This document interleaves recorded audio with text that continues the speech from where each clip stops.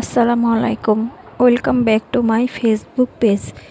আজকে নিয়ে আসলাম বিটরুটের কোপ্তা কারি। সেই দিন বিটরুটের জুস করেছিলাম, খুব একটা ভালো লাগে নাই, তাই ভাবলাম বিটরুটগুলো কিছু না করলে নষ্ট হয়ে যাবে। তো চলে আসলাম বিটরুটের কোপ্তা কারি করতে। এর জন্য প্রথমে বিটরুটগুলো আমি গ্রেট করে নিয়েছি, একটা পেঁয়াজ গ্রেট করেছি, সঙ্গে মরিচও গ্রেট করে দিয়েছি। এরপরে পেঁয়াজ দিয়েছি, আর হলুদ, মরিচ, লবণ, ধনের গুঁড়া, জিরে বাটা, আর অল্প অল্প করে আদা রসুন বাটা। এরপরে সবগুলো একসাথে মাখিয়ে নেব।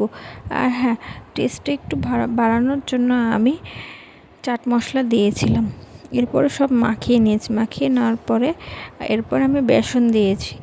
একটুকু পানি অ্যাড করিনি, পানি অ্যাড করবেন না, বিটরুটের যেই জুসটা আছে সেটা দিয়েই কিন্তু মাখানো হয়ে যাবে।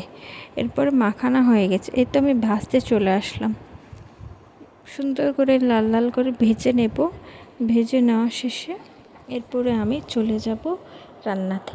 পেঁয়াজ কুচি দিয়েছি, মরিচ দিয়েছি, আর গরম মশলা অ্যাড করেছি। সবগুলো লাল লাল করে ভাজার পরে সেম আবার হলুদ গুঁড়ো, মরিচ গুঁড়ো, আদা রসুন বাটা, জিরা বাটা, চাট মশলা, সব মানে শুকনো মশলা যা যা দিই সব একসাথে দিয়ে মশলাটা কষিয়ে নিয়েছি।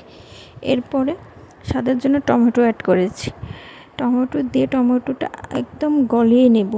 গলিয়ে নেওয়ার পরে এরপরে অ্যাড করে দেব পানি, একটু সামান্য ঝোল বা গ্রেভির জন্য।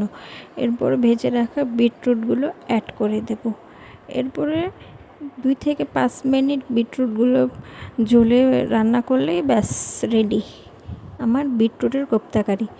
বিশেষ করেন জুসের চাইতে এই কোপ্তা কারিটা অনেক মজা ছিল। আর আপনারা চাইলে যে পেঁয়াজুর মতো শুকনো শুকনো খেতে পারেন, সেটাও কিন্তু খুব মজা। বিটরুট যদি জুস না করে খেতে পারেন, এইভাবে খেয়ে দেখবেন, আসলে অনেক মজা লাগে। আল্লাহ হাফেজ।